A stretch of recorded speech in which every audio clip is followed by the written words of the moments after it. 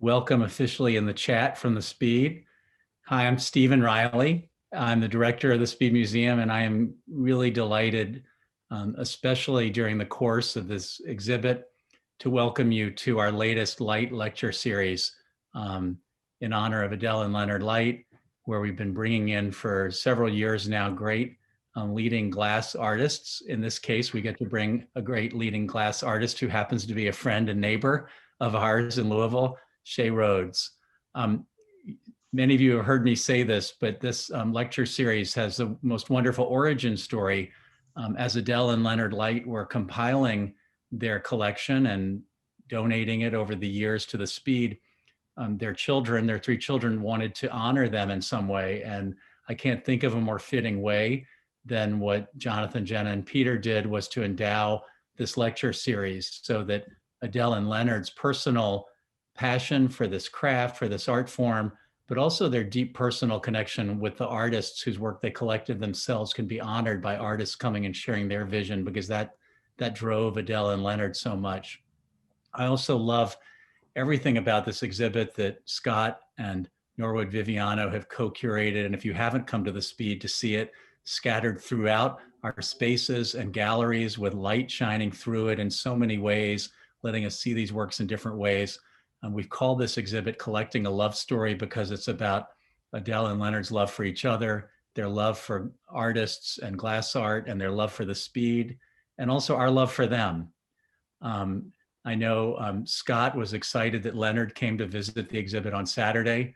And we've learned just today that Leonard is ailing and not doing so well. His children said he would have wanted us to keep going with this lecture. And I think we can all, who knew him and Adele, would know that to be true, even if he can't be joining us on screen tonight. But I guess I want to just say that I've had the honor of serving on the board with Adele and Leonard, being the beneficiary of them as the Speed's director. They're, in the spirit of the show, they are two of the most lovable people I've ever known, generous, creative, so attuned to artists and art. And I want to say a toast to both of them, because we love them, and to their family, and to everyone who's helped be part of the Adele and Leonard Leight family at the Speed. And I'll turn it over to their fourth child, Scott Urbis, who's also our curator of decorative arts and design. Scott? Thank you, Stephen. Yeah, Leonard and Adele, my adjunct grandparents, basically. I've enjoyed working with them for 20 years. And I so enjoyed working with my friend and colleague, Norwood Viviano, co-curating the exhibition, which I hope you all come and enjoy. It's open until June the 20th, so there's plenty of time to come and see us. And as Stephen alluded to as well, you know, our lecture tonight, it's great to have wonderful talent here in Louisville to celebrate and share. In the past, when I've had Light Series lecturers come into town, Ché's always been great, you know, connecting them with his students. I'm not making him do that this time, so there's that. But Ché has his MFA from the Tyler School of Art in Philadelphia. And here in Louisville, he's best known certainly for starting the glass program at the University of Louisville in 2005, where he still serves as associate professor. And through his teaching, through his own artistic practice, he's really helped build an ecosystem here in Louisville and in the surrounding area for artists who want to work with glass, and also for collectors too, which I think is really wonderful. Tonight, Ché will share with us sort of his journeys in glass through his own practice, his mentorship with Stephen Rolfe Powell when he was a student at Center College, and also his experience working with Leonard and Adele in their collection over the years. So I will turn this over to Ché.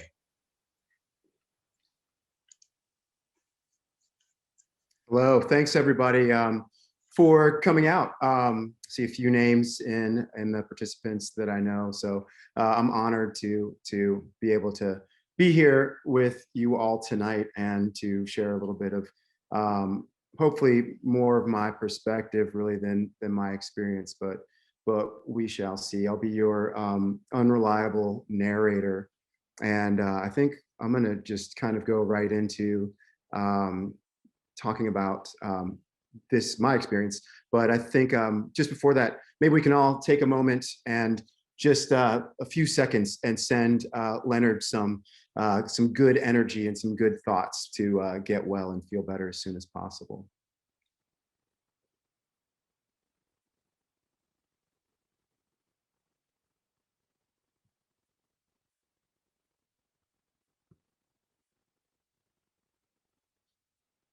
Okay, well, I'm going to get started, and I'm speaking into the void, as Scott referred to it earlier. So I'm speaking to you. All I see is a PowerPoint. I don't see any faces, so I'm unable to read the room. So I apologize if I'm going too fast or slow or losing you. I'm used to kind of interacting with whatever audience I may be privileged enough to have. But I am getting more and more accustomed to talking to devices, as we've spent the last year doing so, and it's our new way of interacting. But I'm going to start here with this image, and I hope you guys are seeing the full image. I'll maybe reduce that. Okay.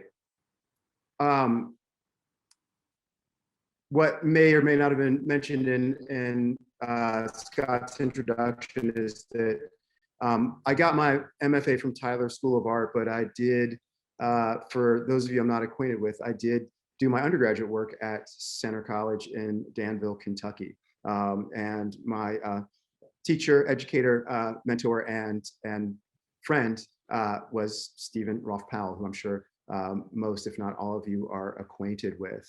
So that's kind of how I ended up being introduced to the cast of characters who I'll kind of discuss this evening. But I wanted to start with this image because on the left is the oldest or the earliest image that I could find of myself working in the glass studio as a young student. And then on the right is, I guess, the most recent thing of significance that has happened along my journey in glass here in Kentucky. And that is to be fortunate enough to have a piece in Light collection, and for Speed and Norwood Viviano and Scott Urbis to be so generous as to include me in this exhibition. So I just want to say thanks there. I'll talk about a few people somewhat extensively tonight, but you know, I do want to acknowledge those people for having curated the exhibit, and also want to just acknowledge Peter Morin, who at the time that the photo on the left was taken was probably running things at the Speed, and who I remember when I was a young student as being sort of a leader in visual arts in Louisville, and he was always supportive over the years. And I was fortunate enough just before the exhibition opened to get to have a sneak peek at it with Peter Morin, and that was a really nice experience, a really nice moment for me. So just want to acknowledge those people and many others, and I think some of you know who you are. So I am going to talk about a few people tonight, and I realized when I spoke with Scott about what might be topical for this evening, you know, we were talking about the Lights and Stephen Powell and my experience. And, you know, I said, great, that's something that I know. And then after I started working on this, I realized that it's almost impossible to squeeze everything that needs to be said about any one of those people into a reasonably short presentation. So don't be scared. I won't keep you that long, but just know that we're really going to only hit the high points. And out of fear of having an overarching point or theme, I think the first thing I want to say doesn't get lost is I hope what I drive home tonight a little bit is the significance of the collection, the Light collection, the exhibition that's up now, the lives of Adele and Leonard Leight and their family, and also that of Stephen Powell, his efforts, his family, and his friends and colleagues in the field. Just the Lights and Steve Powell alone, I know personally changed my life, and not just made it different, but actually probably saved it.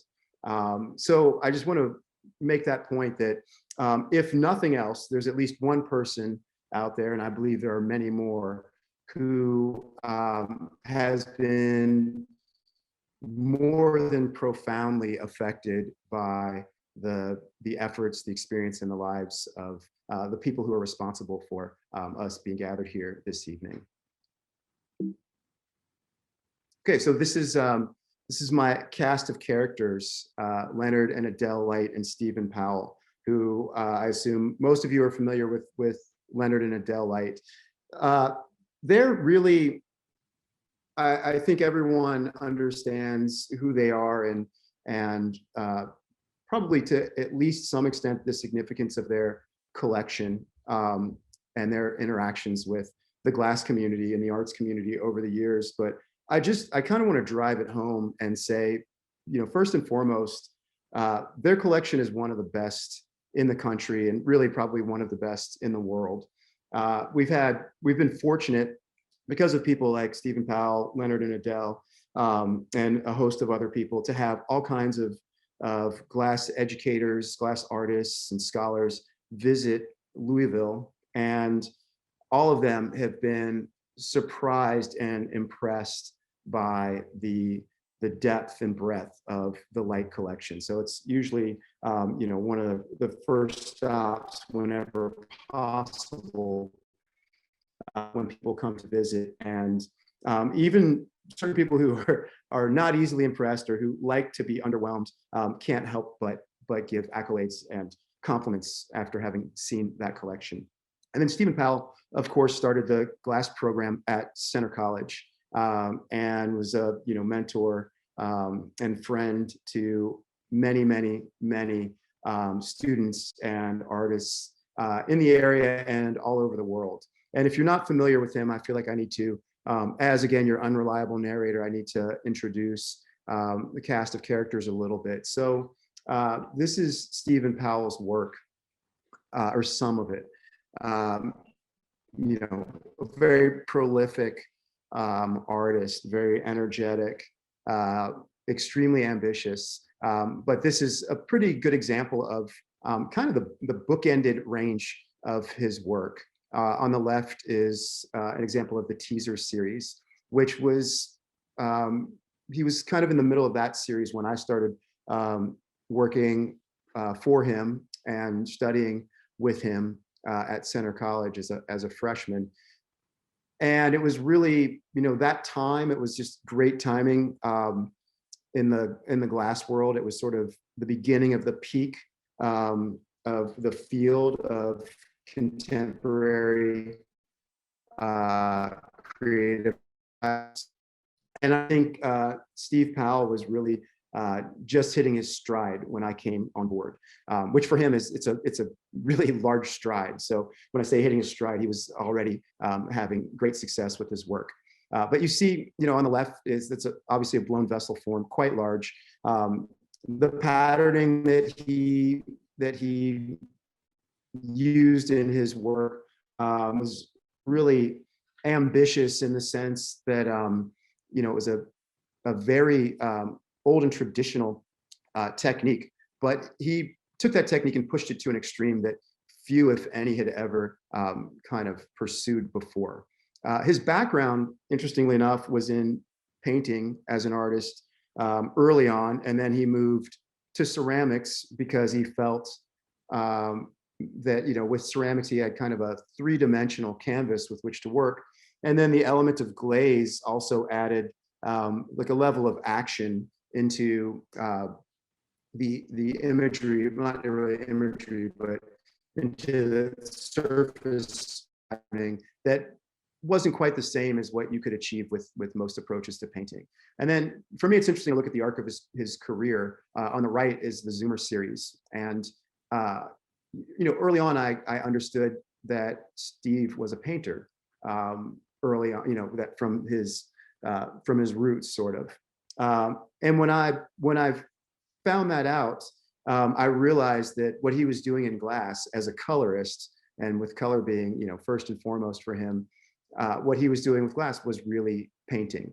And it's just interesting to trace the arc of his career, which we don't have time to do tonight, at least not in its entirety, to see him move from painting through ceramics into glass, which just kind of took ceramics to a different level by adding transparency and layers, and also way for the surface pattern to react to the actual formation of the piece during the process. And then at the end of his career, he kind of returns to painting in some ways. So if you look at the zoomer on the right, you're really looking at painterly mark making, and he's almost redacted the canvas, right? The canvas has become just a clear field.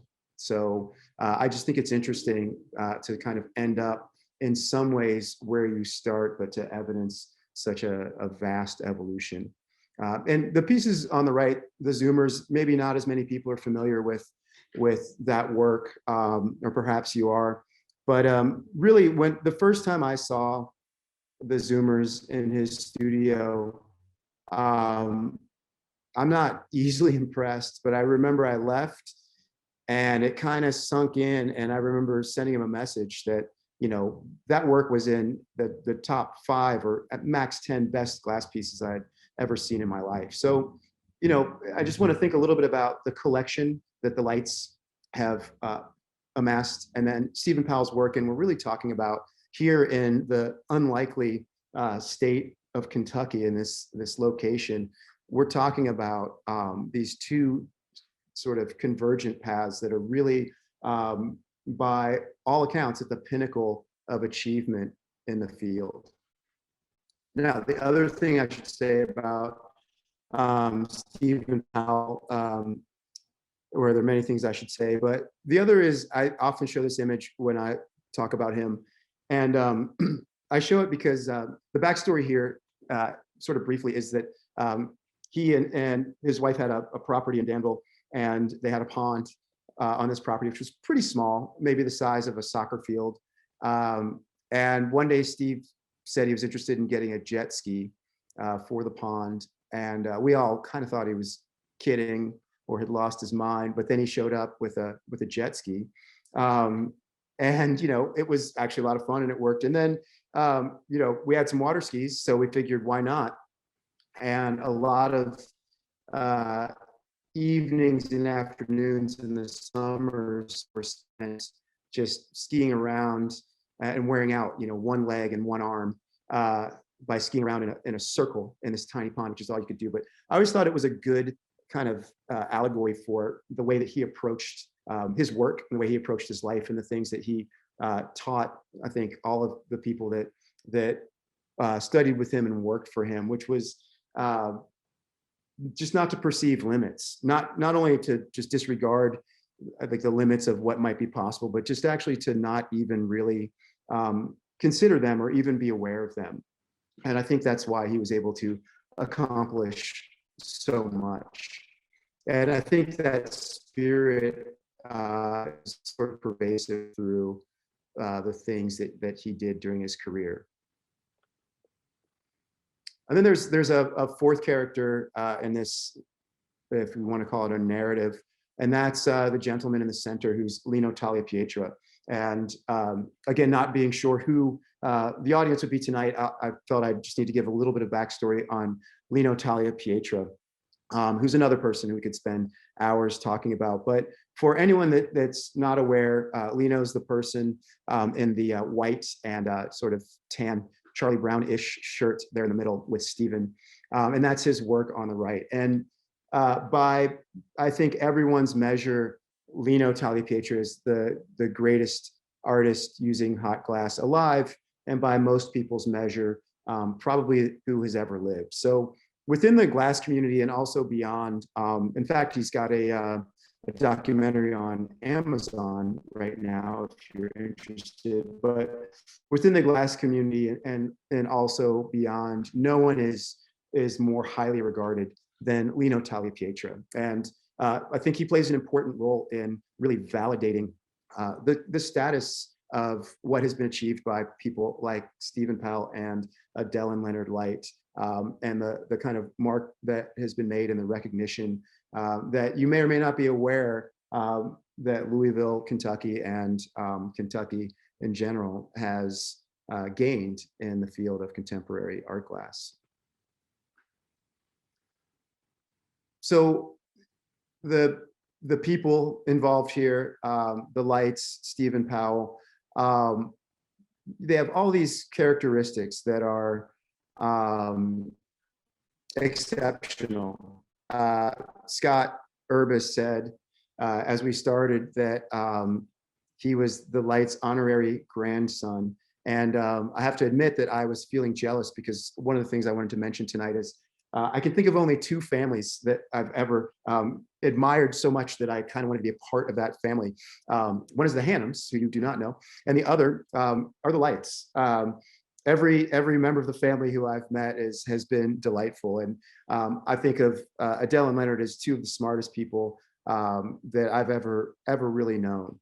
And I've already said a lot about Stephen Powell, but it's the combination of their personal qualities and I think their ambitions that have really catapulted this region into significance for glass. And a lot of that, in my opinion, has been done through just their generosity, that of Stephen Powell and of the Leights.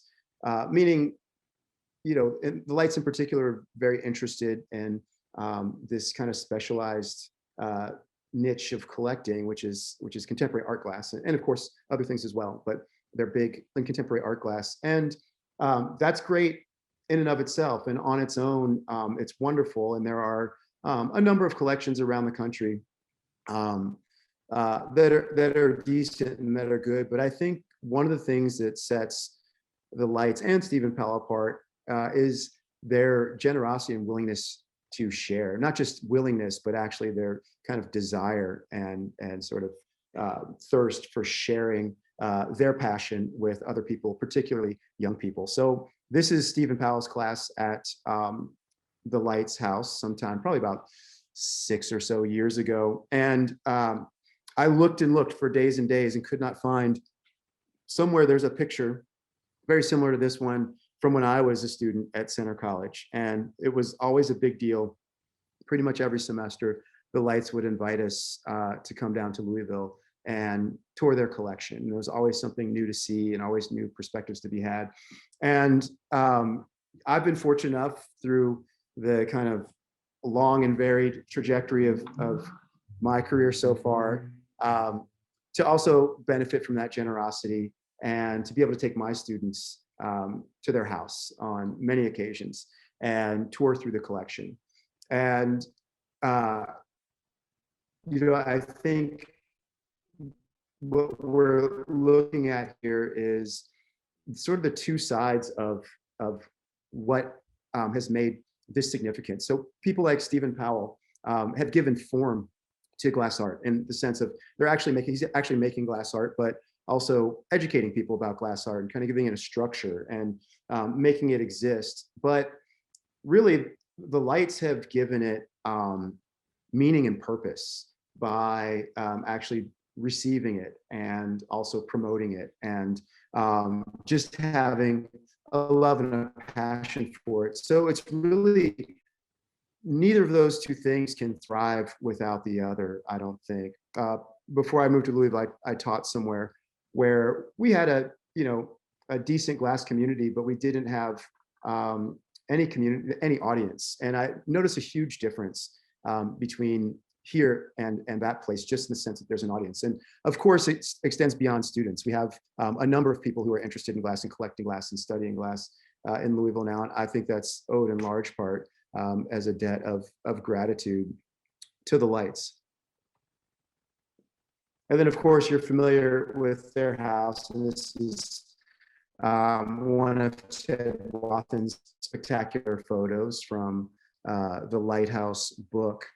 Obviously visionary. I think this house is over 50 years old or so, but still very contemporary structure, very forward looking. And then the interior of the home. And probably many of you have had the fortune of visiting this collection and seeing it in its lived space.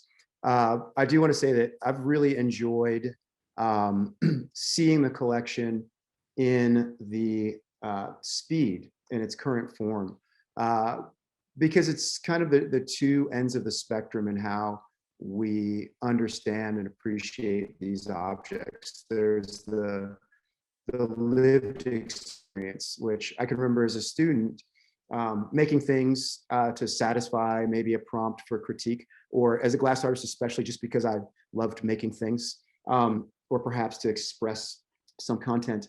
But then when you see how these objects can become personal, and how people actually live with them, and how they change over time, and how the spaces change over time, it changes everything. And then to see that juxtaposed with the presentation in an open space, a more academic space like a museum, which actually provides space around the pieces, it's transformative. So over the years, if you've visited the Leights, you get to see all of the little kind of nuances of how things move and change. And if you're really paying attention, it's interesting to see what piece might have been displaced by what other piece, and how they've made room after every time acquiring a new piece and saying that they have no more room. Somehow or another, they manage to fit another piece in every single time. And it always looks good.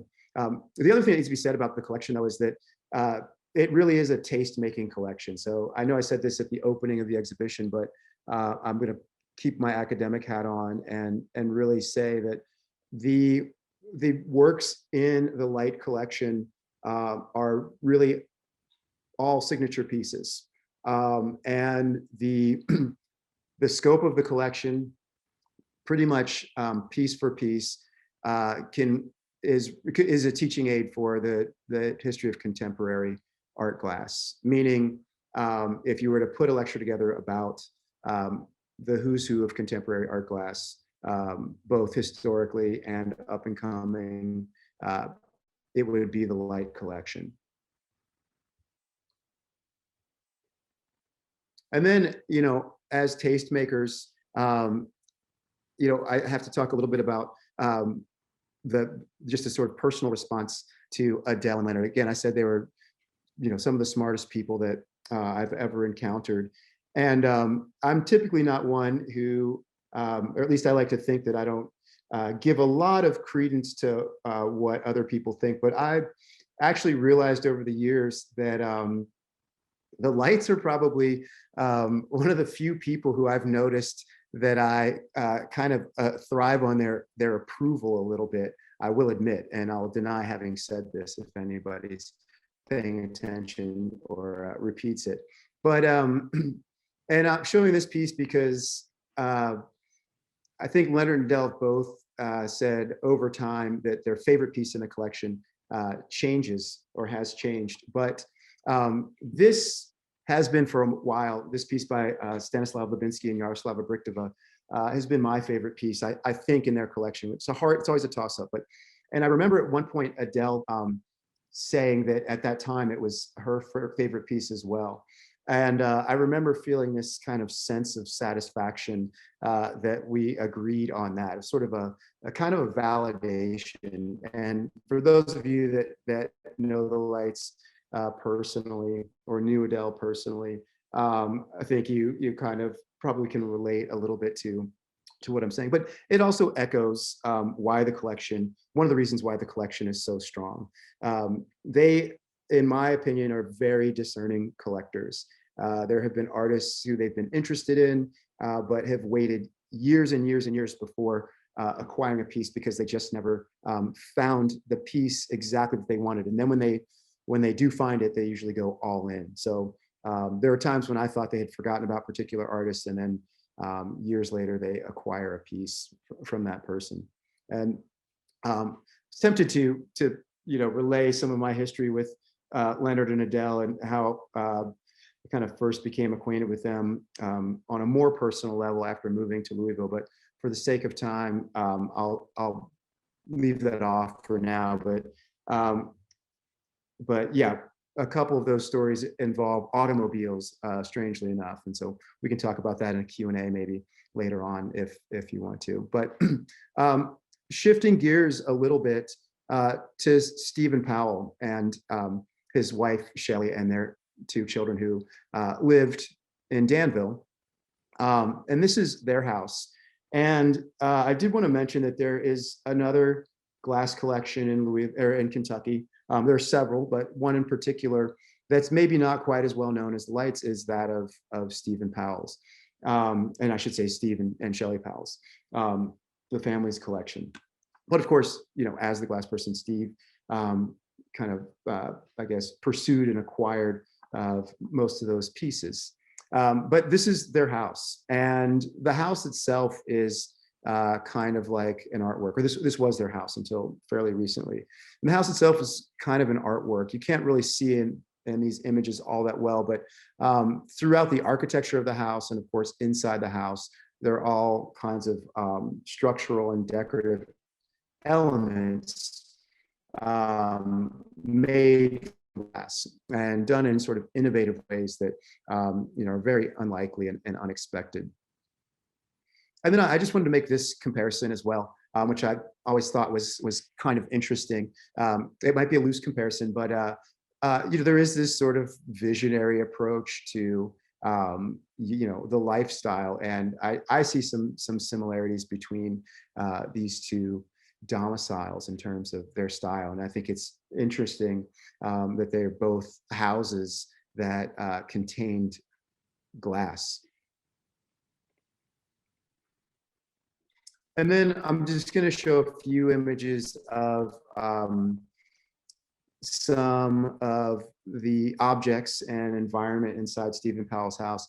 This is from an old American Style article when I guess when that magazine was only $5, and when polymer clay was maybe going to be the cutting edge. But in this image, you can kind of see how the Powells surrounded themselves with glass. And you know, looking at these images, especially in hindsight, you realize that when the people from the magazine came to do the photo shoot for this particular article, Stephen, in his normal generous way, clearly arranged the works on the shelves to showcase the works of some of his students. So you can see there's an oddball piece of mine. There's one from Patrick Martin. There's one from Brooke White on there, and then some other friends and acquaintances of his and former students. So always generous, always taking opportunities for himself and figuring out ways to share them with other people. But the house was a kind of a living environment that allowed one to experience glass in kind of the most intimate way.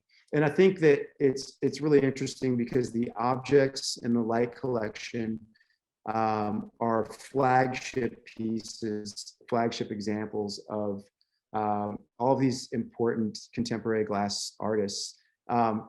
And you know, there are some really significant works in the pieces that Steve had acquired over the years. But I would say there were far more really kind of intimate pieces, and every piece just about had a little story where he, you know, sought out the artist who was very often his friend, and then traded with them, often a very uneven and generous trade on his part, or he invited someone to do a demo and then ended up acquiring you know, some of the pieces when they left, or a story from a trip. So, and when you visit the house, there was, you know, always kind of a story in every single object, and even as you see every single book. So, you know, both Lino and I, and actually many other people, kind of noted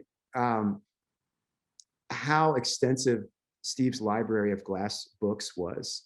And you know, it kind of shows this sort of unyielding love for this material, but also for this community. And then I think the sort of upshot of that is that there's also this desire to share it. So, you know, this particular room, to me, it was like maybe the most intimate of all the rooms in the home. This was sort of a I used to call it the tower room, but it was this sort of top floor room. And in that room was, for a long time, nothing but glass books and these objects. And many of the objects were kind of the finest examples of glass making, and often from his closest friends and colleagues. So goblets, which were something that, was sort of avidly collected. And then also hand tools and sort of mementos from glass experiences. But you're talking about someone who just, lived and breathed glass and really enjoyed sharing that with other people. These are objects on the left, mostly by Lino Tagliapietra, or many of them by Lino Tagliapietra. But they're goblets largely, and the goblet is like this very intimate object, especially for glass artists. There's so much information in a goblet, but there are also these somewhat more compact and contained experiences. So they can be almost little conversations or gifts between artists, or between artists and people who appreciate the artwork, glass artists in particular. And between these glass artists, it's kind of like if the flagship pieces, such as the ones in the collection at the Speed, or like the gold records of any of these artists, the goblets are sort of like the practice sessions that may have happened improvisationally some evening, in a dark room. So, and then on the right, a lot of the pieces that he was interested in were also significant, maybe not always from a kind of market perspective as glass objects, but on the right is a piece by Loredano Rosine, who to glass artists was a very important glassmaker from Murano in Venice, Italy. And it's a really kind of a wonderful example of his work. And it's sort of a rare object to find because he passed away many, many years ago. So over the years, I think that Steve's attitude, his dedication to the material, and just his hard work kind of led to this amazing confluence of events. The Leights always supported the glass program at Center College. And Steve would always talk about how the exhibition, I think in the late 1980s, of some of the items from the Leight collection at in the Isaac Shelby room at Center College was kind of a turning point, because you had this program where people were making glass, but nobody really understood the broader context or what was happening, and that exhibition was kind of pivotal for the school, but also the community to kind of understand what the broader context of this material was. And then over the years, Steve had a relationship with many other glass artists, but and he kind of knew Lino Tagliapietra, who's there in the middle on the left. And they kind of circled each other, I think, and admired one another's work and were acquainted, but they hadn't yet become close. And it was interesting to watch. And the picture on the left, I can tell you, we were doing a demonstration in Tucson, Arizona, and Lino Tagliapietra, Richard Marcus, who's on the left in the photo on the left, and Dante Marioni, who's in the black and white hoodie on the right, came and watched Steve's demo. Right as he started the demo, they came and stood right behind him, like right where you see them in the two of them in that picture, and started working. And I'll say, we all became very nervous. But it'd be the equivalent of just getting ready to start your recital, and at the last minute, Mozart, your piano recital, and Mozart comes and sits in the front row, and is watching and listening to what you're doing. So needless to say, though, I think there was this kind of respect and admiration, and eventually through a trade in work, they became friends, closer friends, and gradually, started coming to visit Kentucky more and more. And on the right is just an example of, again, Steve sharing those experiences with his students and his colleagues. And the same here. So in my experience, the very first time I traveled out of Kentucky or anywhere at all with Steve to assist him with a demonstration was just up the road to Cincinnati, my hometown. And the very first glass artist I met on my very first trip was Dale Chibuli, who's obviously the most well-known glass artist in the world. And then again on the left, just there were hundreds of these experiences for so many of us that were fortunate enough to have known him and worked with him. On the left is Harvey Littleton on the couch on the far right, who was actually the sort of progenitor or the father of contemporary glass art. So over the years, beginning in I think 1999 or 2000, I think 2000, Lino began coming to Center College, and his handlers have always been very protective of him as a person, and even as a currently as a family member.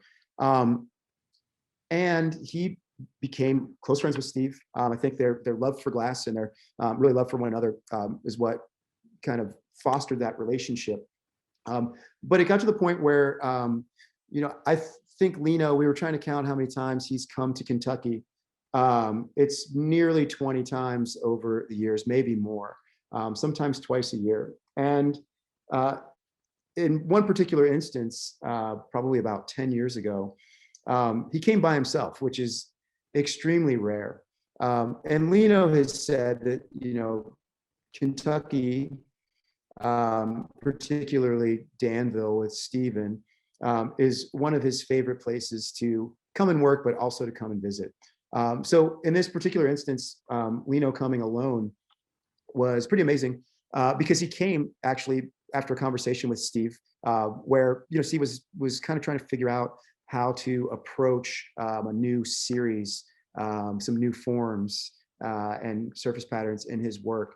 And Lino just, I don't know if he escaped from his handlers or what, but he hopped on a plane and alone came to Danville and came to the studio and worked for a handful of days with Steve, making Stephen's work. And I mean, I really can't emphasize enough how rare this actually is, how rare of an opportunity or an occasion this is. It would be, again, Lino's often compared to Mozart, but also Michael Jordan and Miles Davis. I don't know why it's always someone with an M name, but it seems to be.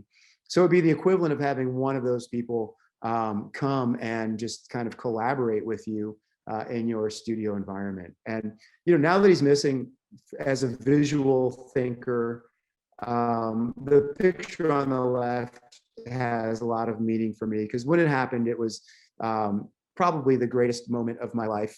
Still could be, or still up there, being able to work in the studio with both Lino and Stephen in such an intimate setting. But also, over the years, I got to be a little closer with Lino, but unfortunately, more so after Steve's passing. And I know for me, he's kind of one of those bridges back to this absence, or this person who's now missing. And I hope that I'm, can fulfill some of that for him as well. And then on the right are just some shots for any glass nerds that might be listening to this right now.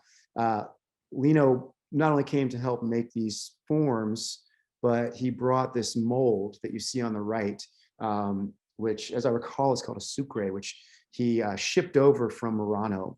None of us had ever seen anything quite like it before, but it's a large piece of wood that's soaked in water. And they were making these large bowl forms, which later became the Echo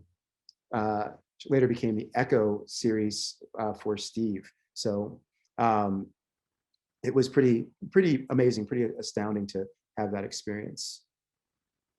And then just over the years, some more of these things, which I hope kind of show you the significance of what has happened here in Kentucky because of these people. These kind of situations kept escalating, these events. In this instance, Steve had helped arrange for Lino to be awarded an honorary PhD from Center College. And in the image on the right, that's Sandra Day O'Connor, who Supreme Court Justice, who was awarded hooded right alongside Leno. And every time one of these things happens, you kind of think it can't get any better. And then it does. Through largely the efforts of Steve Powell, Leno came to Louisville, to our studio at U of L, and demonstrated in the hot shop for the International Glass Art Society Conference. So again, it was, things just keep escalating. You kind of can't imagine that it could get any better, and it just continues to. I do want to sort of point out this convergence. In the photo on the left, you can see the Roths. I think Judy Mayfield and Dick Burge were in that audience. And then, of course, you see the Lights sitting there. And these are all people who, again, without the support and the interest of these people who are not necessarily makers of glass, but who are aficionados, Louisville, Kentucky, wouldn't be where it is right now in terms of contemporary art glass. And then this is an image from Murano in Venice. And this was, I think, Steve's dream. He was invited to demonstrate again at the International Glass Art Society Conference in Murano. And this particular picture has a lot of significance for me, because there's Stephen, and then I'm lucky enough to be assisting, and then some of Stephen's students, and then also in the background helping out are some of my students. So we had these three generations, and I think for Steve this was a dream come true. And then just when it couldn't get any better, he was invited by Lino Tagliapietra and another maestro on Murano named Dino Rosine to actually do a collaborative demonstration, which ended up being the culmination, or kind of the culminating event of that Glass Art Society conference. And then just kind of speed through the rest of this a little bit. Those opportunities kept coming. He invited me to quote unquote collaborate with him on a project, an installation at Center College, which he really did all of the legwork for and was gracious to make it happen, and then just invite me to kind of come along and collaborate creatively and not do a whole lot. And then, as he did with everything, he really made it happen. So, and then this is just a few, after his passing, a few of the many people who were assistants of his over the years. I think he touched the lives of over 70 people as assistants over the course of the years. And then, those opportunities just kind of keep folding and unfolding. And as I sort of wind down here, after Steve passed, one of the most sort of poignant things I've ever witnessed happened. Lino came immediately to Kentucky, to Steve's studio, gathered Steve's assistants, and made one final piece using some of the glass in Steve's studio and using Steve's ovens. And I think, he did it probably as closure, but I think he did it also for the students, to kind of show them that, a chapter maybe has ended or is ending, but there is still a continuation that happens. And then, just as moving, or even more so, he did this thing where he took some of Steve's cremated ashes and he made pieces for Steve's family, glass pieces in Stephen's studio using his ashes. And it's the greatest act of love and affection I've ever seen, and the most authentic artistic gesture I've ever experienced. But I hope that some of this just gives you some context and backstory on how and why this particular location has become such an important destination for, and starting point actually, for glass. And these are some of the current students in glass at U of L and Center College. And then, just to close, again, I can't say enough about really these four people But really, I don't think that the things that have happened could have happened without them coming together. Or if any one of these people wasn't in the mix, I don't think things would be quite at the level at which they are now. So that's really all I have, and I'll just close with this image, which I thought had some significance.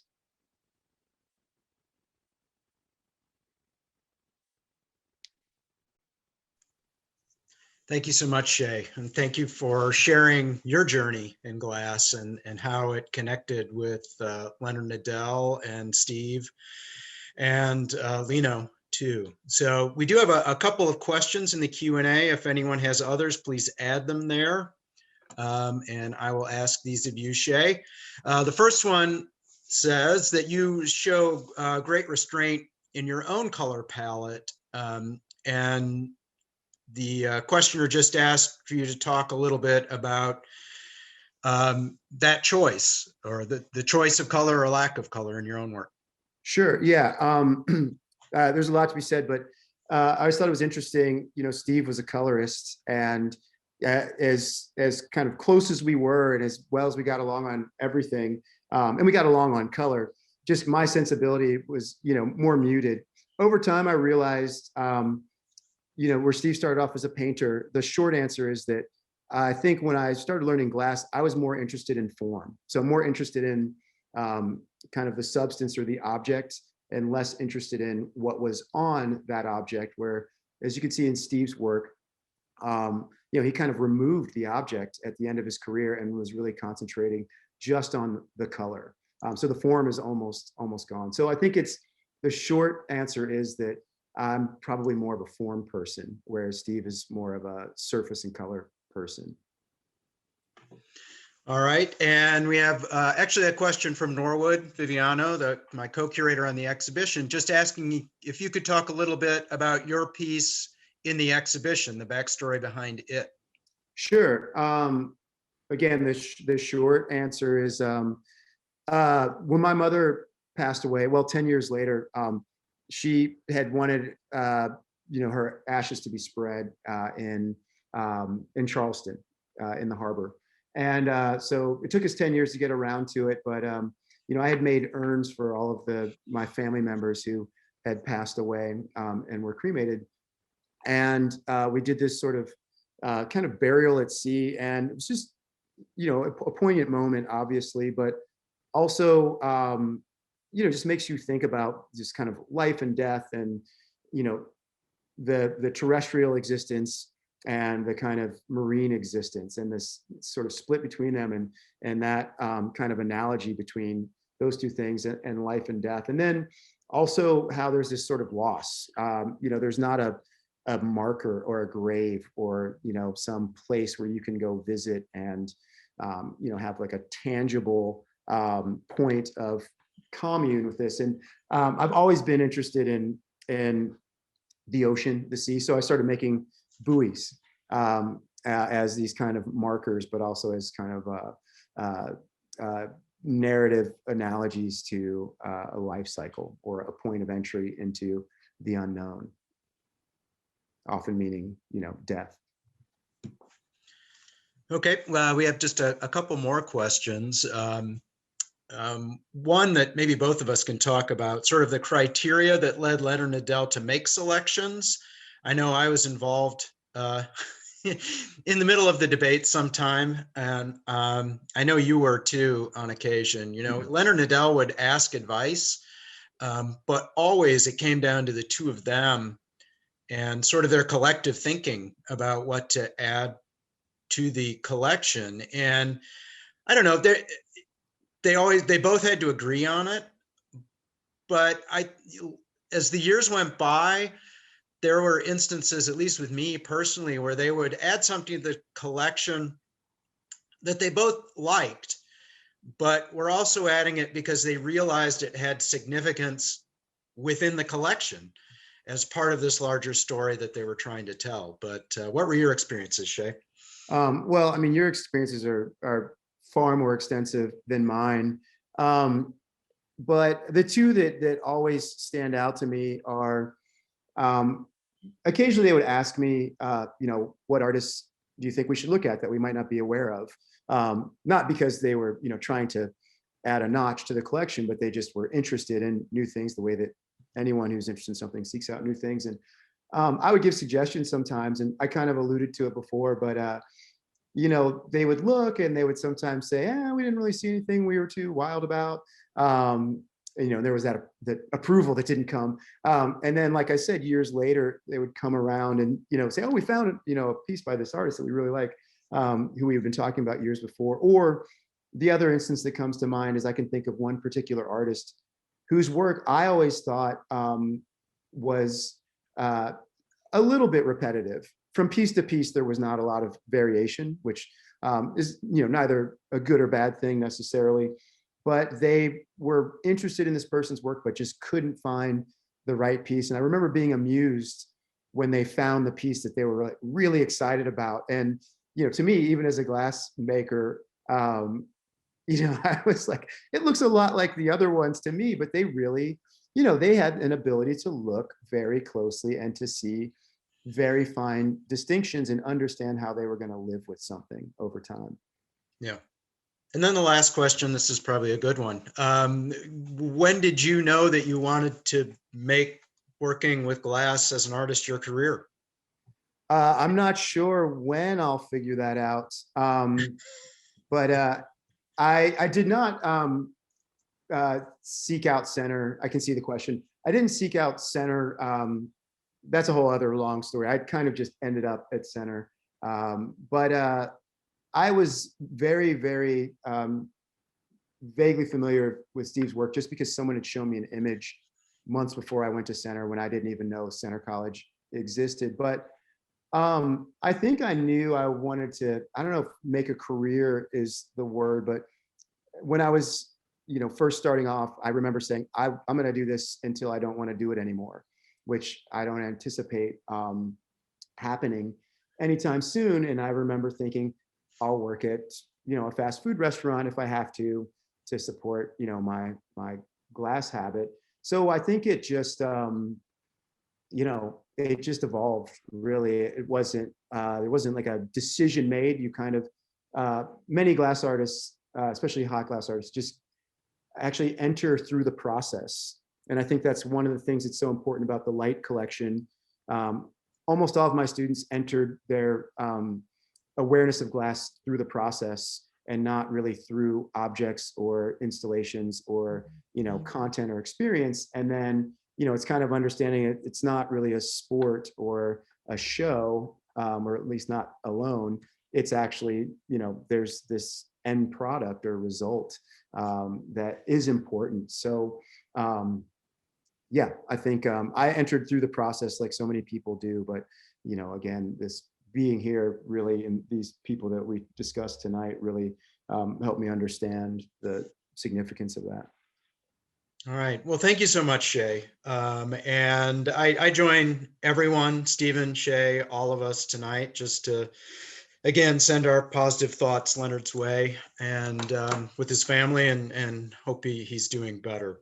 And with that, I will turn things back over to Stephen, who has some information on other upcoming events, including another Light Series lecture.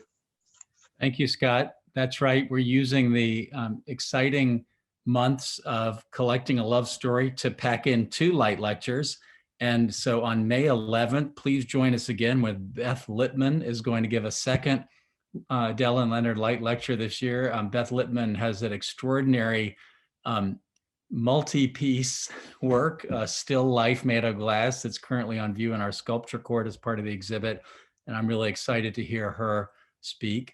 And then before then, also just note that on April 20th, not too far away, our 3rd and final global speed lecture of the year, which we're focusing on Egypt, is going to be delivered by Dr. Kara Cooney, a UCLA professor of Egyptian art and architecture. So lots ahead. Stay tuned, and especially remember for the light lovers and fans, glass lovers and fans of the lights, remember May 11th, Beth Littman for the next Light lecture. Thank you all, and we are sending our love to Leonard and his children, and want to embrace him with all of our affection and gratitude tonight.